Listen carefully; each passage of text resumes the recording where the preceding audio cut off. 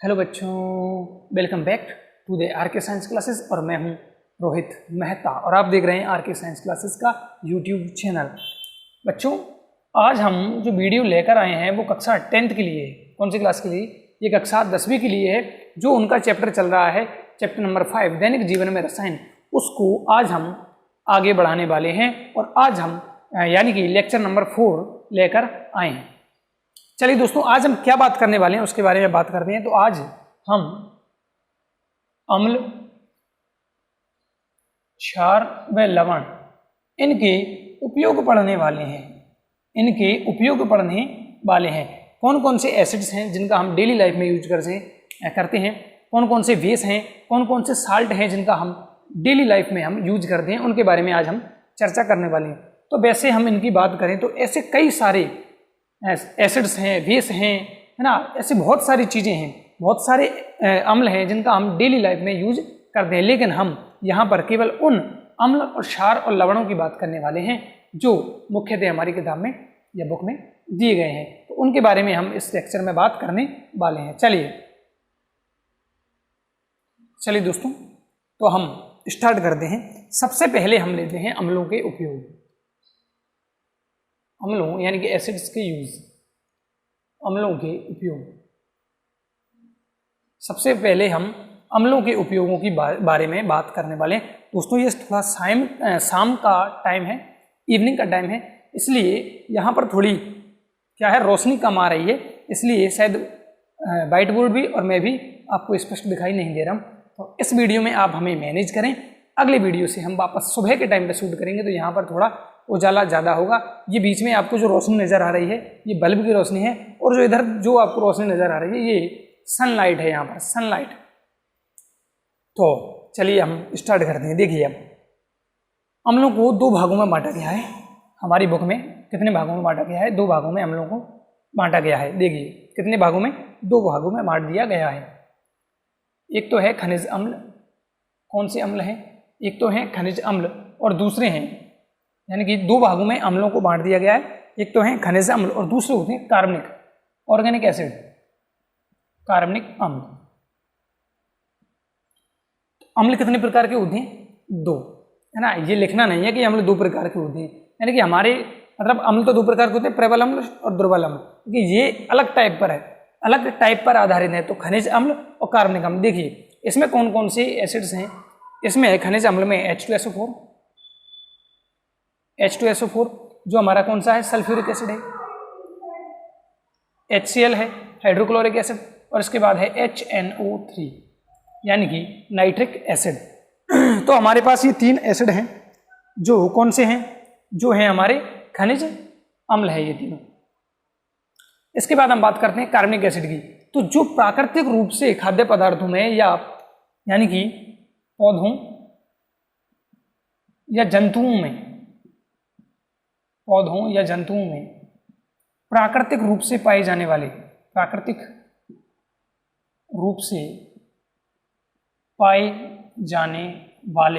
जो एसिड होंगे उनको क्या कहा जाता है? उनको कार्बनिक एसिड कहा जाता है। एग्जाम्पल की बात करते हैं, एसिटिक अम्ल है, एसिटिक अम्ल, मैलिक अम्ल, फॉर्मिक अम्ल, ऐसे बहुत सारे अम्ल हैं। टार्ट्रिक अम्ल, टार्ट्रिक जो इमली वगैरह में पाया जाता है ना। तो ये सारे एग्जाम्पल हैं इनके जो प्राकृतिक रूप से पौधों या जंतुओं में पाए जाते हैं। तो उनको तो कहते हैं कौन से अम्ल? उनको कहा जाता है कार्बनिक अम्ल। और खनिज अम्ल किसे कहा जाता है? तो H2SO4, HCl और HNO3, इन तीनों को क्या कहा गया है? खनिज अम्ल इनको कहा गया है। अब देखिए हम इन तीनों की एक एक करके बात करते हैं। तो सबसे पहले है हमारा H2SO4। तो सबसे पहले हम लेते हैं H2SO4। देखिए H2SO4 की यानी कि सल्फ्यूरिक अम्ल, यहां पर मैं इसका हिंदी नाम लिख देता हूं, सल्फ्यूरिक अम्ल, या इसमें सल्फर आ रहा है तो सल्फर को गंधक भी कहा जाता है। गंधक या सल्फर का अम्ल, इसको कहा जाता है किसी? H2SO4 को। इसमें सल्फर है, यानी कि सल्फर युक्त एसिड है, इसलिए इसको सल्फर का अम्ल या सल्फर को गंधक भी कहते हैं, तो इसको गंधक का अम्ल भी कहा जाता है। अब देखिए, इसे किंग ऑफ एसिड्स भी कहा जाता है, किंग ऑफ एसिड्स, यानी कि अम्लों का राजा, अम्लों का राजा। अम्लों का राजा किसे कहा जाता है? तो आंसर होगा H2SO4 को, यानी कि सल्फ्यूरिक अम्ल को अम्लों का राजा कहा जाता है। तो इतनी बात हो गई। अब इसका यूज की बात करते हैं, तो इसका उपयोग सेल में या कार वगैरह जो होंगी, कार की या ट्रक वगैरह, ट्रैक्टर, जितनी भी गाड़ी हैं, कार की गाड़ी नहीं, कार की बैटरी आदि में इसका यूज होता है। इसके बाद फैक्ट्रीज में तो इसका मतलब जो है हमारे सारे जितने भी एसिड्स हैं ना, उनमें एक चीज तो कॉमन है कि उनका उपयोग कहाँ किया जाता है? उद्योग, फैक्ट्री में, तो उद्योग में। तो ये सल्फ्यूरिक अम्ल के यहाँ पर यूज कंप्लीट हो जाती है। इतनी सी बात दे रखी है हमारी बुक में सल्फ्यूरिक एसिड के बारे में। इसे गंधक का अम्ल कहते हैं, हालांकि ये लाइन है नहीं लेकिन याद होना जरूरी है। किंग ऑफ एसिड्स, अम्लों का राजा किसे कहा जाता है? H2SO4 को। कार, सेल की बैटरी, इनमें भी किसका यूज किया जाता है? H2SO4 का। और उद्योगों में भी किसका यूज किया जाता है? H2SO4 का। इसके बाद हम दूसरा लेते हैं HCl, इसको हाइड्रोक्लोरिक अम्ल कहा जाता है, हाइड्रोक्लोरिक अम्ल। H2SO4 को हाइड्रोक्लोरिक अम्ल कहा जाता है। इसका उपयोग देखिए किसमें किया जाता है? सबसे पहला इसका उपयोग है बॉयलर में, बॉयलर को साफ करने में या अंदर से साफ करने में, बॉयलर को अंदर से साफ करने में। देखिए बॉयलर क्या है? ये ऐसा उपकरण है जिसके अंदर किसी लिक्विड को उबाला जाता है, जैसे जल को उबालने का मान लो, कोई और अन्य लिक्विड्स जो हैं जिनको उसके अंदर उबाला जाता है, तो वहां पर उबालने के कारण कोई दाग लग जाते हैं, तो उन दाग को साफ करने के लिए कौन काम आता है? HCl काम आता है, तो बॉयलर को साफ करने में। इसके बाद जितने भी सैनिटरी या सैनिटरी उपकरण हैं, सैनिटरी उपकरण जैसे कि सिंक है ना, इन सबको साफ करने में, यानी कि सिंक में भी क्या लगते हैं? दाग लगते हैं, पानी के भी दाग होते हैं, तो उन दागों को साफ करने के लिए हाइड्रोक्लोरिक एसिड का यूज किया जाता है। जैसे कि जो हमारे टॉयलेट होते हैं उनमें भी जो हार्पिक वगैरह डाला जाता है, तो उनमें क्या होता है? उनको साफ करने के लिए क्या चाहिए? एसिड। तो उनमें क्या होगा? डेफिनेट सी बात है, एसिड का यूज उनमें किया जाता है। जितनी भी चीजें साफ करने की होंगी, यानी दाग हटाने वाली चीजें होंगी, उन सब में एसिड होगा, और मुख्यतः कौन सा एसिड होगा? HCl। इसके बाद हम बात करते हैं, HCl हो चुका है, HNO3 की, HNO3, इसको नाइट्रिक अम्ल कहा जाता है, इसको नाइट्रिक अम्ल कहा जाता है। HNO3 इसको क्या कहा जाता है? इसको नाइट्रिक एसिड कहा जाता है। देखो नाइट्रिक एसिड में क्या है? हमारे पास नाइट्रोजन है। क्या है? नाइट्रोजन। और नाइट्रोजन एक उर्वरक में यूजफुल होता है, तो यानी कि सबसे पहला काम हो गया उर्वरक बनाने में, सबसे महत्वपूर्ण और इंपोर्टेंट कार्य है इसका, क्या है? उर्वरक बनाने में। जितनी भी उर्वरक होती हैं वो नाइट्रोजन युक्त होती है, जितनी भी, यानी कि ज्यादातर उर्वरक जो होती हैं वो नाइट्रोजन युक्त होती हैं। या फिर हम ऐसे कहते हैं कि उर्वरकों को डाला ही क्यों जाता है? नाइट्रोजन की कमी को पूरा करने के लिए, और भी पोषक पदार्थों को, लेकिन मुख्यतः कौन? नाइट्रोजन। तो नाइट्रोजन, तो पहला काम क्या हो गया? उर्वरक बनाने में। उर्वरक के बाद इसको सोना, औरम AU व चांदी AG अर्जेंटम, सोने और चांदी के गहने साफ करने में, उर्वरक बनाने में, और सोना और चांदी के जितने गहने होते हैं, जो भी गहने हैं, उनको साफ करने में भी किसका यूज किया जाता है? नाइट्रिक अम्ल का यूज किया जाता है। तो ये तीनों के बारे में हमने पढ़ चुके हैं, तीनों के बारे में जानकारी कर लिए। अब देखिए H2SO4 से, अब भाई अम्लों का राजा है, तो इसको अम्लों का राजा बात पता चल गई, सबसे ज्यादा यूजफुल है, इसलिए अम्लों का राजा कहते हैं। जहां तक सबसे ज्यादा यूजफुल होगा, जहां भी जितने भी उद्योग हैं उनमें सबसे ज्यादा ये काम आने वाला है। तो यहां से एक चीज निकाली गई है, इसके नीचे लिख देता हूं मैं, नोट लगा के, किसी देश की औद्योगिक प्रगति को मापा जाता है H2SO4 के आधार पर। किसी देश की औद्योगिक प्रगति को मापा जाता है, यानी कि जिस देश की फैक्ट्रीज में जितना अधिक H2SO4 यानी कि सल्फ्यूरिक एसिड का यूज होगा तो हम उससे ये पता लगा सकते हैं कि वो देश या उस देश की जो फैक्ट्रीज हैं वो उतनी ही प्रगतिशील हैं, यानी कि प्रगति पर हैं।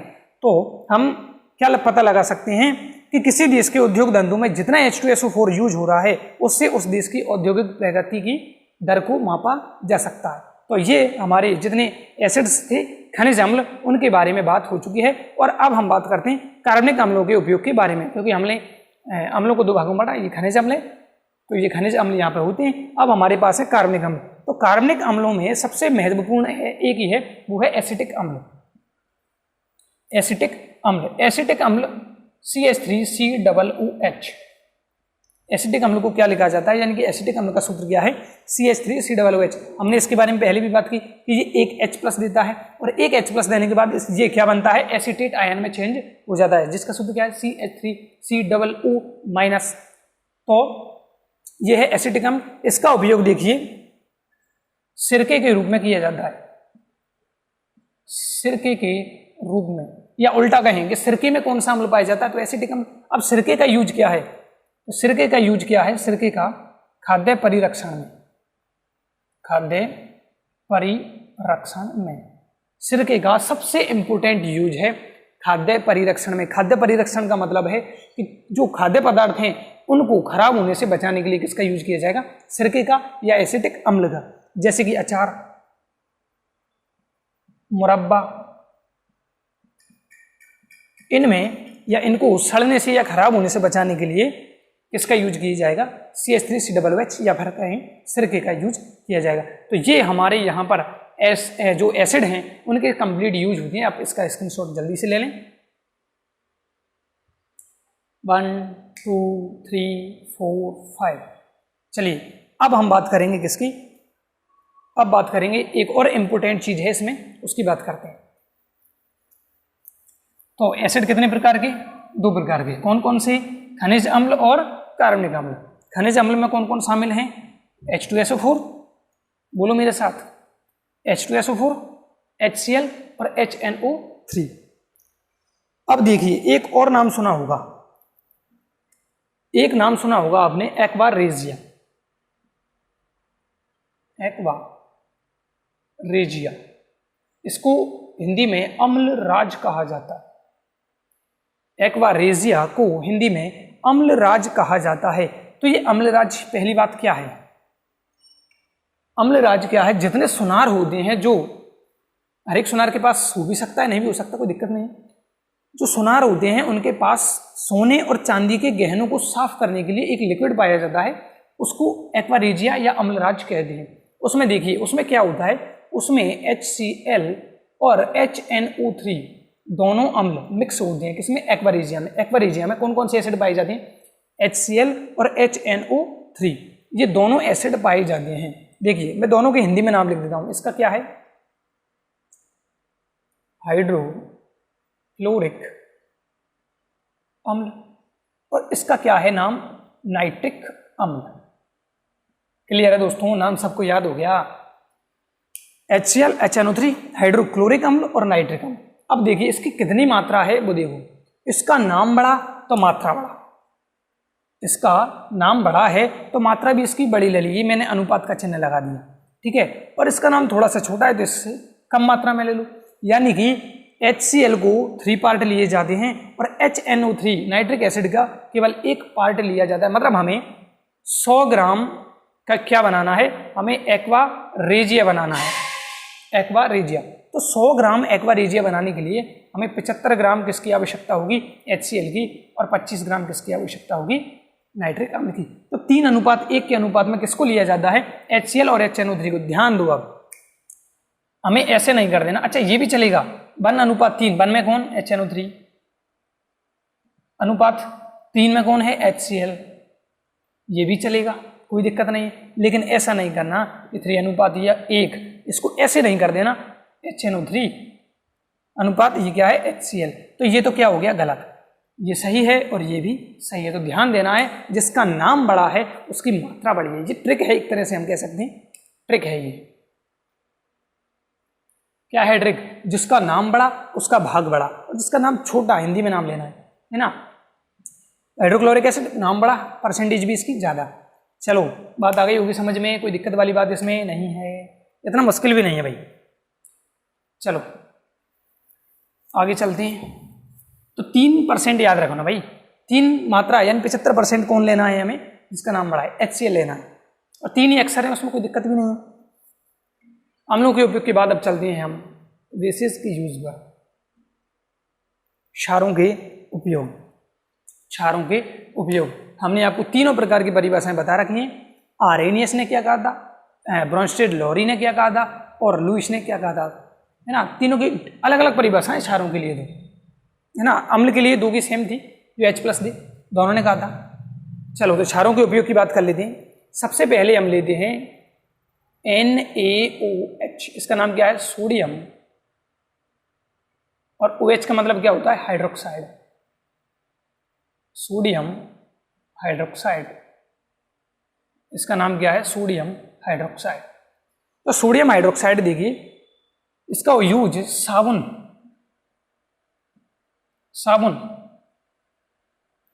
अपमार्जक आदि बनाने में किया जाता है। साबुन, अपमार्जक, इसके बाद कागज, ये तो एक ही क्वालिटी है, साबुन, सर्फ, कागज और वस्त्र, कपड़े, साबुन, अपमार्जक, है ना, साबुन और सर्फ, कागज और वस्त्र उद्योग में किसका यूज किया जाता है, NaOH का, साबुन बनाने में, अपमार्जक बनाने में, कागज उद्योग में और वस्त्र उद्योग में किसका यूज किया जाता है, NaOH का यूज किया जाता है। इसके बाद दूसरा आता है CaOH2, CaOH2, Ca का मतलब कैल्शियम, तो ये हो गया कैल्शियम, और OH का मतलब हाइड्रोक्साइड, कैल्शियम हाइड्रोक्साइड। सर 2 क्यों लगा पुस्तक के बाहर, बेटा 9th में पढ़ के आए होंगे। 2 क्यों लगा पुस्तक के बाहर, या तो 9th में पढ़ के आए होंगे, और नहीं पढ़ा तो हम यहाँ पर नहीं पढ़ाएंगे, 11th में जाके सीखोगे। फिलहाल रट मारो CaOH2, ऐसे सोचना ना भाई। यहाँ पर कैल्शियम की संयोजकता कितनी है, +2, कैल्शियम की संयोजकता कितनी है, +2, मतलब जितने भी आयन लगने हैं 2 लगने हैं। तो OH एक साइड और दूसरे साइड दूसरा OH, तो OH कितने लगे, 2। तो ठीक है, आइडिया दे दिए थोड़ा सा कैसे हुआ, क्योंकि कैल्शियम की संयोजकता कितनी है, +2, यानी 2 जोड़ने हैं उसको, तो एक OH एक साइड, दूसरा OH दूसरी साइड, तो CaOH2, कैल्शियम हाइड्रोक्साइड। देखिए सबसे इंपॉर्टेंट, अगर आप किसान हो और आपकी जो खेत है, खेत की मिट्टी है, उसकी एसिडिटी यानी कि अम्लता उसमें ज़्यादा है, तो क्या मिला दो, इसको मिला दो, यानी कि मिट्टी की अम्लता दूर करने में, मिट्टी की अम्लता दूर करने में, या फिर इसको ऐसे कह सकते हैं, या मिट्टी के उपचार में, मिट्टी या मृदा उपचार में, मिट्टी या मृदा उपचार में, यानी कि मिट्टी की अम्लता को दूर करने। यार भाई अम्ल है ना, क्या मिला दो, बेस मिला दो, क्या हो जाएगा, न्यूट्रल, उदासीन। क्लियर है, CaOH2 क्या है, बेस है, क्षार है, और एसिडिटी है इसके पास, मिट्टी के पास, है ना। तो अम्ल, बेस, क्या मिलाया, न्यूट्रल हो गया, उदासीन। चलिए तो ये हो गया CaOH2 का। दूसरा चूना, चूना और कीटनाशक का घटक है ये, इसका यूज, चूना एवं कीटनाशक का घटक, चूना और कीटनाशक में CaOH2 का यूज किया जाता है। चूना में भी, अच्छा इसको कहते भी क्या है भाई, इसको बुझा हुआ चूना कहा जाता है, लिख दूं मैं, बुझा हुआ चूना। अरे भाई जब हम पुताई करते हैं दिवाली पर, चूने का कट्टा लाए, वो चूने का कट्टा क्या है, ये है भाई कैल्शियम ऑक्साइड, ये चूने का कट्टा है जो चूना लाए हैं हम, है ना। वो जर्दा वाला नहीं है, अभी जर्दा वाला बनने वाला है। ये है क्या, जो हम कट्टा लाए वो, इसको हमने किस में डाला, H2O में, किस में डाल दिया, H2O में, पानी में घुल दिया, ये किस में बदल जाता है, CaOH2, कैल्शियम हाइड्रोक्साइड में बदल जाता है। तो ये तो है बिना बुझा चूना, और ये क्या है, बुझा हुआ चूना, मतलब जैसे ही डाला पानी में क्या हो गया, बुझ गया, तो ये है बुझा हुआ चूना। क्लियर है दोस्तों, काम की नहीं है फिर भी याद कर लो। बुझा हुआ चूना, बिना बुझा चूना, कैल्शियम ऑक्साइड। चलिए तीसरा ले लेते हैं MgOH2। Mg बोले तो मैग्नीशियम, सर हमें पता नहीं। मैग्नीशियम और OH हाइड्रोक्साइड, सेम कहानी। Mg क्या होता है? Mg2+ या Mg+2, कोई दिक्कत नहीं, कैसे भी लिख सकते हो, है ना। यानी दो चाहिए, एक साइड कौन जुड़ा OH, दूसरी साइड कौन जुड़ा OH, खत्म बात। ठीक है, चलो मैग्नीशियम हाइड्रोक्साइड, इसके बारे में बात कर लेते हैं। देखिए सबसे पहले तो इसको मिल्क ऑफ मैग्नीशिया कहा जाता है। इसको क्या कहा जाता है? Milk of magnesia. अरे सिंपल है भाई, मैग्नीशियम है तो क्या कह दिया? Milk of magnesia. क्या होता है सर? अरे जब इसको पानी में घोलोगे ना तो वाइट से झाग देता है। अरे भाई इनो घोली है, इनो में यही तो आता है MgOH2, है ना। घोलते क्या होता है? सफ़ेद पानी बन जाता है, यानी सफ़ेद पानी मतलब झाग जैसा बन जाता है, तो मिल्क दूध जैसा। तो मिल्क ऑफ मैग्नीशिया, इसका उपयोग किस में किया जाता है? इनो क्यों पीती हैं? गैस बन रही हो, एसिडिटी, है ना।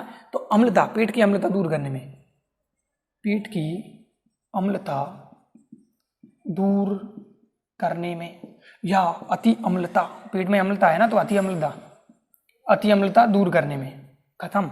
अति अम्लता, पेट की अम्लता दूर करने में, कब्जी वब्जी दूर कर दो, एक और लिख देंगे, कब्ज दूर करने में, कब्ज भी दूर हो जाएगी, कब्ज दूर।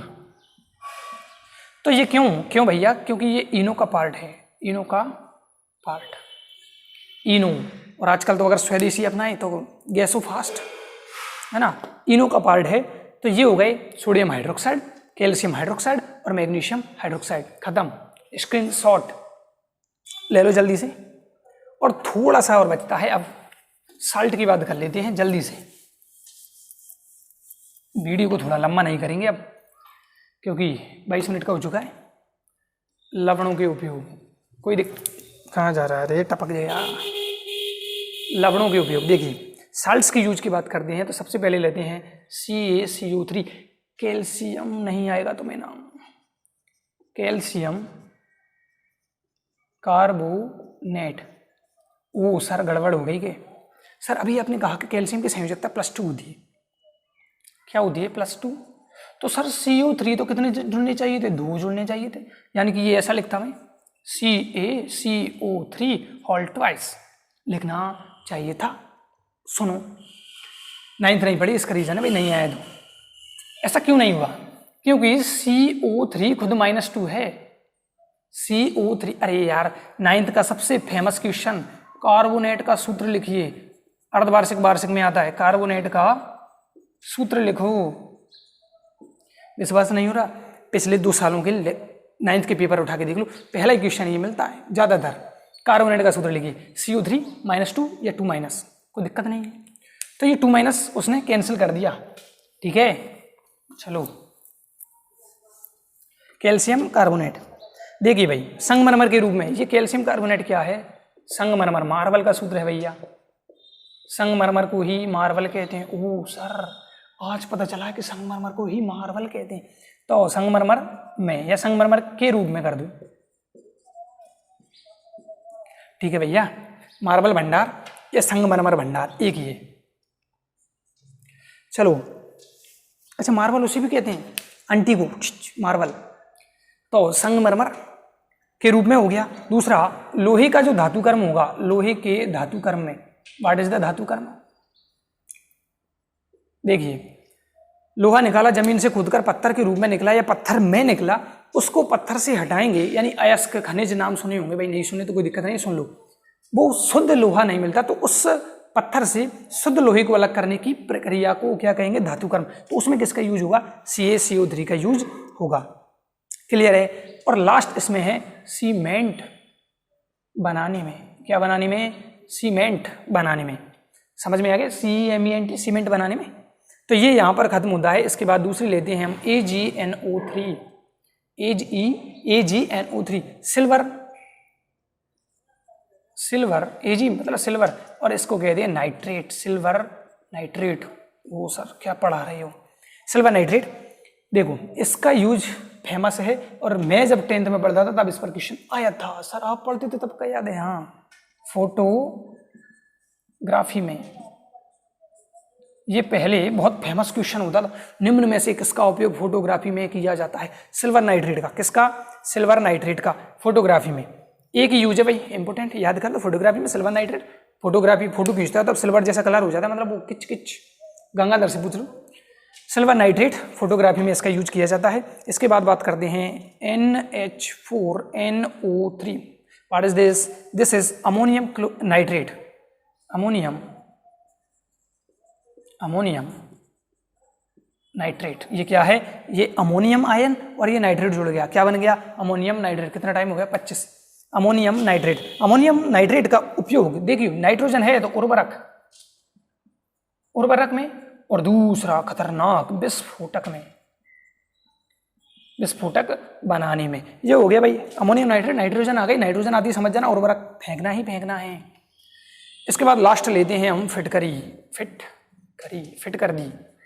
इसका यूज सब जानते हैं भाई, जल शोधन में इसका यूज किया जाता है। जल शोधन में। खत्म, फिनिश, लेक्चर फिनिश्ड। चलो, क्या बात की आज के लेक्चर में? एसिड्स का यूज, फिर बेस का यूज, फिर साल्ट्स का यूज, सारे यूज हो चुके हैं। स्क्रीनशॉट ले लो फटाफट, और याद हो जाने चाहिए भाई, है ना? सबके यूज हो जाने चाहिए याद आपको। सिंपल सा लेक्चर था, छोटा सा लेक्चर था क्लास 10th के बच्चों के लिए, क्योंकि बहुत दिनों से उनके लिए वीडियो नहीं बनाया था। तो थैंक यू वेरी मच दोस्तों। जय हिंद, जय भारत, जय श्री राम।